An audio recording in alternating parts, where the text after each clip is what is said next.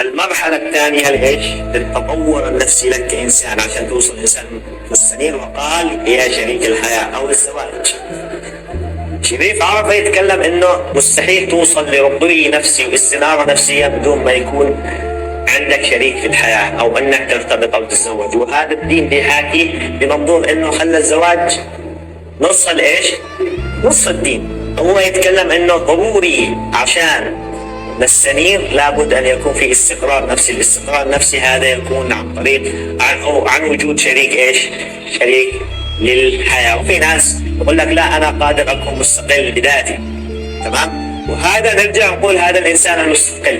الإنسان المستقل اللي ما يقدرش يكون إنسان مستنير ويتطور مرحلة أفضل هو الإنسان اللي ما يتقبلش إنه يكون عنده شريك حياة، تمام؟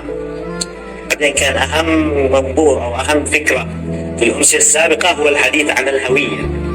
وقلنا الهوية هي كل معتقداتك وأفكارك وكل شيء أنت خاص فيك، أبيض أسود، إيش تلبس، كيف تفكر، كيف ردود أفعالك، هذه عبارة عن إيش؟ عن هويتك. وقام شريف عرفة يفسر لنا إنه لدى الإنسان هوية اجتماعية. يعني هويتك الآن كمسلم هذه هوية إيش؟ اجتماعية، ليس هوية شخصية. هويتك كيمني هذه هوية إيش؟ اجتماعية. وقال ناس كثير يكون لديها الهوية الاجتماعية ولا يكون لها الهوية الإيش؟ الشخصية.